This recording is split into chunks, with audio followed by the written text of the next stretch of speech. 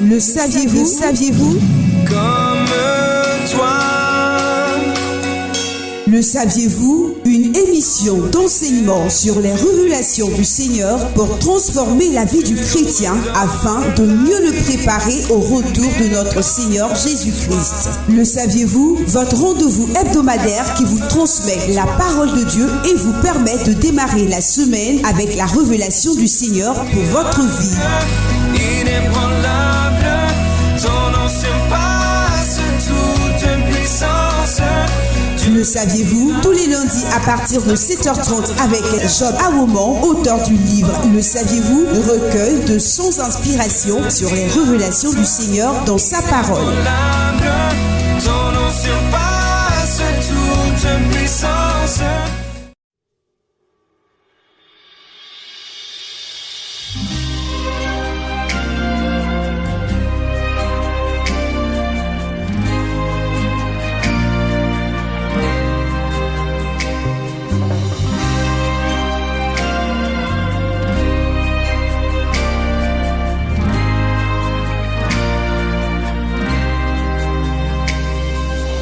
Alléluia! Soyez bénis au nom puissant de notre Seigneur Jésus-Christ. Alors bienvenue pour le 92e numéro de Le saviez-vous? Et le texte aujourd'hui nous dit: ce n'est ni par la puissance, ni par la force, mais c'est par mon esprit, dit l'Éternel des armées. Zacharie 4, verset 6. Trop souvent, nous avons cherché à plaire à Dieu par notre discipline, notre force, notre intelligence. Mais nous avons oublié que la vie chrétienne est surnaturelle. Jésus, à la croix, a pourvu surnaturellement à la mort dont nous avons besoin pour le renoncement. Et lorsqu'il est ressuscité, il a pourvu surnaturellement à la vie dont nous avons besoin pour être semblable à lui. J'ai été crucifié avec Christ. Et si je vis, ce n'est plus moi qui vis, c'est Christ qui vit en moi. Galates 2, verset 20. Alors prions le Seigneur. Seigneur Jésus, apprends-nous comment compter sur toi. Apprends-nous à ne pas vivre la vie chrétienne avec la force de l'homme, avec la force de Dieu. La force de l'homme et la force de Dieu. Ce n'est ni par force de l'homme, ni par la puissance de l'homme, mais c'est par mon esprit, par la force de Dieu. En chaque homme né de nouveau, il y a l'homme et il y a Dieu. Jésus était appelé fils de l'homme, Matthieu chapitre 20, le verset 18, mais également fils de Dieu, Matthieu chapitre 14, le verset 23. Il était homme parce qu'il était fils de l'homme. Il était Dieu parce qu'il était fils de Dieu. Et qu'en lui reposait toute la plénitude de la divinité. Colossiens chapitre 2, verset 9. De même, nous aussi, nous sommes nés de l'union d'un homme et d'une femme. Nous sommes fils ou filles d'un homme. Mais étant nés également de l'Esprit de Dieu en Jésus-Christ, nous sommes également appelés fils et filles de Dieu. Ainsi, en chaque chrétien, il y a la nature fils de l'homme et la nature fils de Dieu. Et la nature fils de Dieu est dans notre nouvel esprit qui a été régénéré. Jean chapitre 3, le verset 6. Mais où est la nature fils de l'homme? Où est la nature fils de l'homme? Alors, la nature fils de l'homme, ce n'est pas juste le fait qu'on soit né d'un père, d'une mère physique. On va expliquer ça tout à l'heure. Donc avant de parler de la nature fils de l'homme, on va parler d'un autre homme qui se trouve dans la chair et qui fait tout pour dominer notre âme. Prenons Colossiens chapitre 3, le verset 9. La Bible dit: ne mentez pas les uns aux autres, vous étant dépouillés du vieil homme et de ses œuvres. Donc nous avons en nous le vieil homme et l'Esprit de Dieu. Les frustrations dans la vie chrétienne proviennent de notre incapacité à nous dépouiller du vieil homme, de sa volonté, de ses projets, de sa mentalité, pour marcher avec la mentalité, la force de l'Esprit de Dieu et accepter les projets de l'Esprit de Dieu. Tu es frustré dans ta vie chrétienne et tu n'arrives pas à plaire à Dieu parce que jusqu'à présent, il y a un domaine, où il y a plusieurs domaines de ta vie où le vieil homme n'est pas encore crucifié. Tu veux plaire à Dieu, mais tu n'es pas prêt ou tu n'es pas prête à te priver de certaines choses, à faire certains sacrifices. Chaque fois que le Saint-Esprit va te demander de faire quelque chose, chaque fois que tu seras conscient qu'une chose ne plaît pas au Seigneur, mais que tu ne prendras pas la décision d'obéir, ou de fuir l'interdit, tu seras en train d'augmenter la force du vieil homme. Chaque fois que tu cèdes au vieil homme, tu lui donnes de la force. Si tu cèdes au vieil homme, jusqu'à un moment, il va devenir géant. Il va avoir une telle emprise que tu ne pourras plus lui résister. Tu es chrétien, tu es chrétienne, né de nouveau. Mais sauf que tu as fait passer ta chair par une séance de musculation. Et le pire, c'est que pendant que ta chair était en séance de gymnase, parce que tu lui donnais tout ce qu'elle voulait, tu affamais ton esprit, tu affaiblissais ton esprit, tu ne priais pas, tu ne lisais pas la parole. Maintenant que tu décides de faire la volonté de Dieu, tu décides de prier, tu décides d'appliquer les enseignements qu'on t'a donnés, tu es confronté à un problème. La force du vieil homme en toi est plus élevée que la force de Dieu. Oui, Dieu est le plus fort, c'est vrai. Mais en toi, tu as autorisé la chair à te dominer. Tu as donné la force au vieil homme. C'est-à-dire que les démons même te guettaient avant. Mais tu t'es toi-même créé un autre problème. Ton problème n'est plus seulement extérieur. Tu as un ennemi en interne. Tant que tu ne vas pas comprendre ça, tu seras frustré dans ta vie chrétienne. Tant que tu n'auras pas compris que la mort ne vient pas seulement de l'extérieur, mais que la mort vient aussi de l'intérieur, tu vas lutter, tu seras fatigué. Mon frère, ma soeur, la mort est dans le pot. 2 Rois chapitre 4, le verset 40 à 41. La Bible dit, on servit à manger à ces hommes. Mais dès qu'ils eurent mangé du potage, ils s'écrièrent, la mort est dans le pot. Homme de Dieu, et il ne put manger. Élisée dit, prenez de la farine. Il en jeta dans le pot et dit, sers à ces gens et qu'ils mangent. Et il n'y avait plus rien de mauvais dans le pot.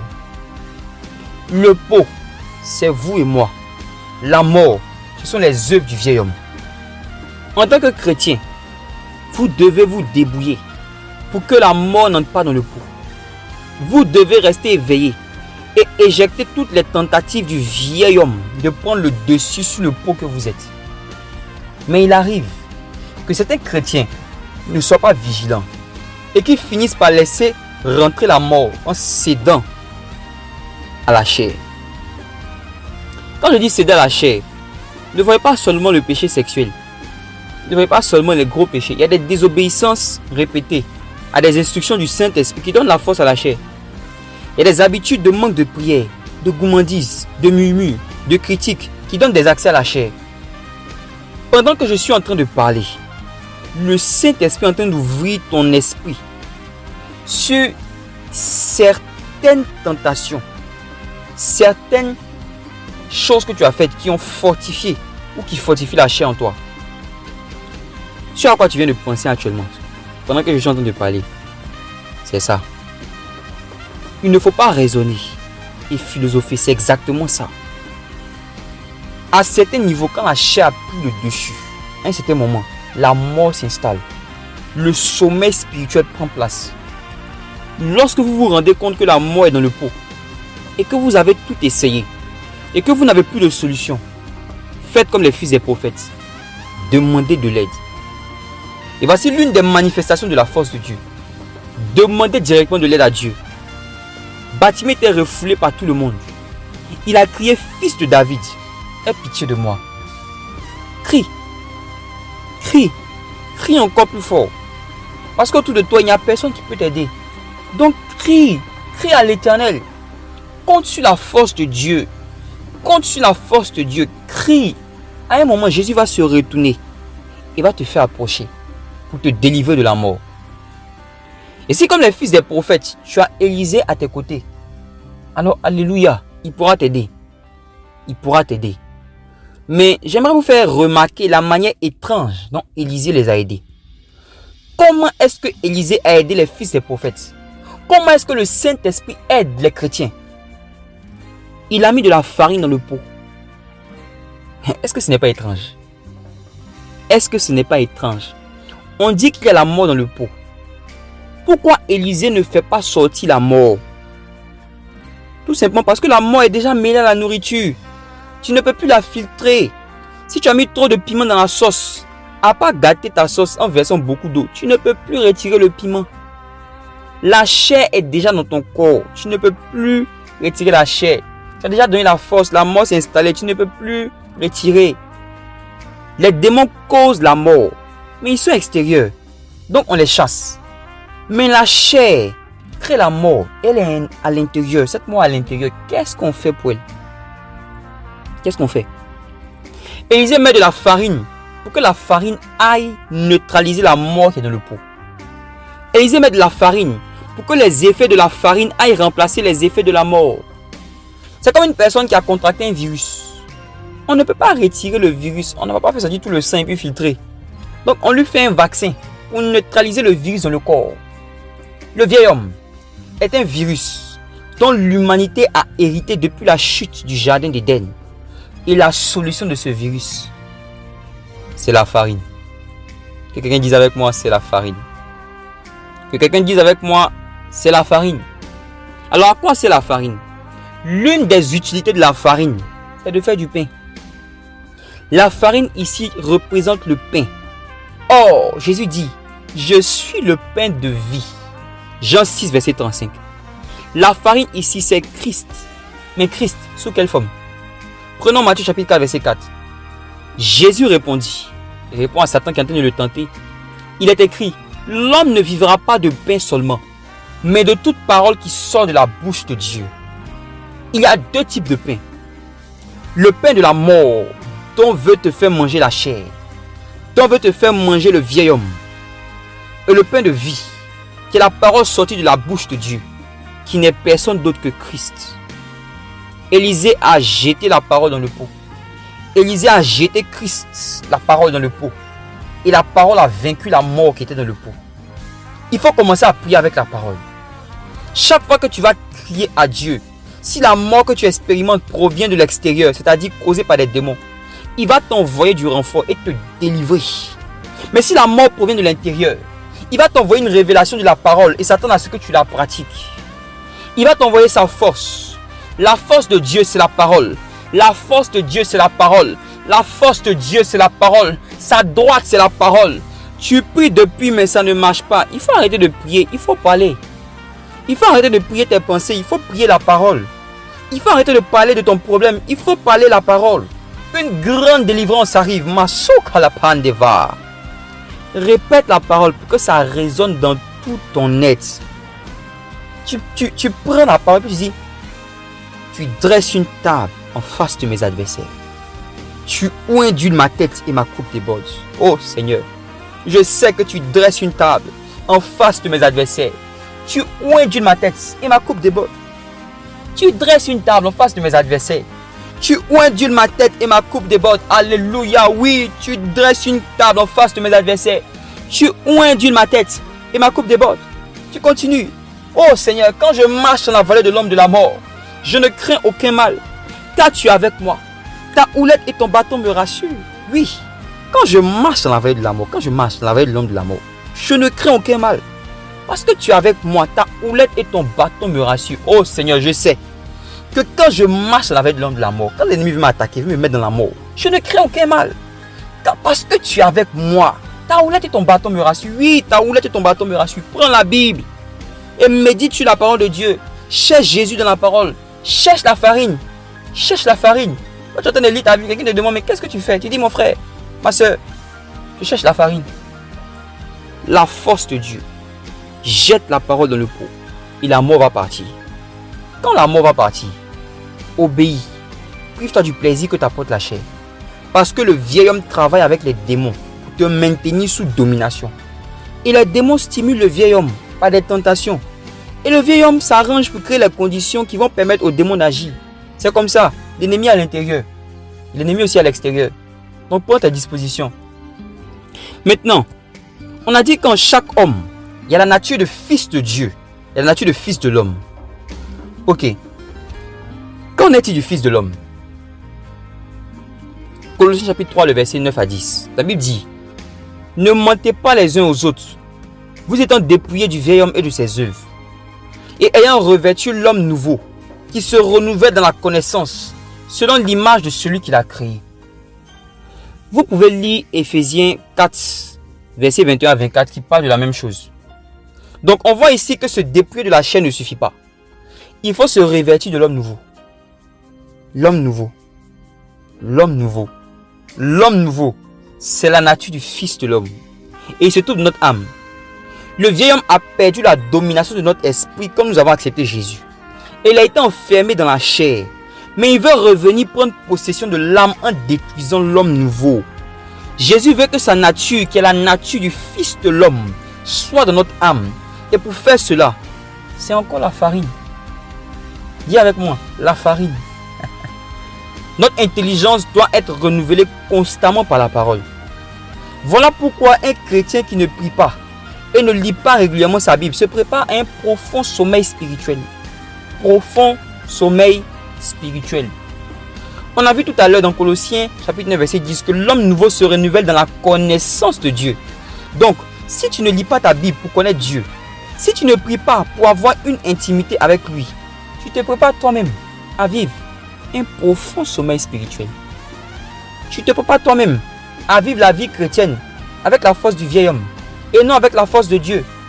Or, le vieil homme a été crucifié avec Jésus à la croix. Un mort n'a pas de force. Un mort n'a pas de force, mon frère. Un mort n'a pas de force, ma soeur. Tu vas aller de régression en régression spirituelle. Je ne veux pas que cela soit ton partage au nom de Jésus. Je ne veux pas que cela soit ton partage au nom de Jésus. La vie chrétienne est surnaturelle.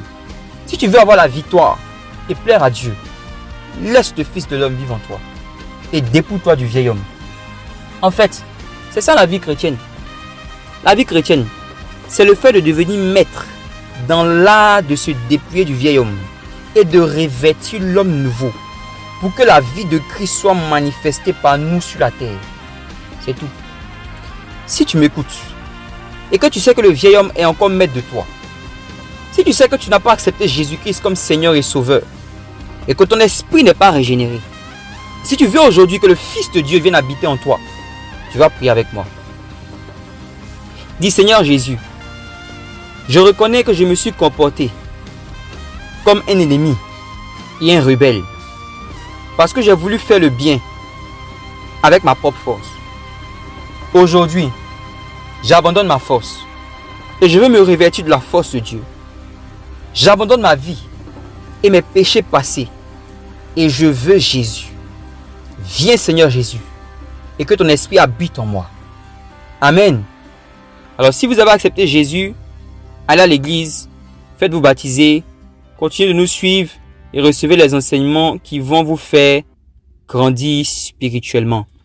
Alors j'aimerais prier pour ceux et celles qui ont laissé le vieil homme créer la mort en eux. Prions le Seigneur. Eklatus sapativa la katos. La sula pila kunde vele palo chevaliata. Le valiahe ala hunde brafa la kadushe braka la ze. Ze vande briska la su kaliadesha le vande bre. Zalakata supra de kalapatus, Seigneur, envoie tes anges à la patus. Tes anges messagers, la kuskabri valiaka. Et qui donne des messages à tes enfants, Maskula Padiava, pour leur révéler la source, Malakadous, qui parle de cette mort spirituelle. Et qui leur donne des versets, Salako Shalavadi Amande Braskeleko, qui vont prier, afin qu'ils prient la parole, qu'ils prient la parole, qu'ils prient la parole, au nom puissant de Jésus, ou Salapalekandevra. Elehi Jalevado Braskele Diamande Lekadou Salakadivra Baleka. Merci Saint-Esprit pour ton œuvre. Oh, merci Saint-Esprit pour ton œuvre. Les anges sont en train de partir. Des anges sont en train de partir. Des gens vont avoir une révélation différente de la parole pour leur permettre de chercher la farine. Amen. Alors, vous pouvez vous connecter sur notre page Telegram, sur nos chaînes WhatsApp, YouTube et Facebook en tapant le croyez-vous. C'est le croyez-vous et non le saviez-vous. Vous y retrouverez l'enseignement d'aujourd'hui et les édifications pour votre âme. Alors merci beaucoup de nous avoir suivis. On se retrouve la semaine prochaine pour notre numéro 2. Le saviez-vous?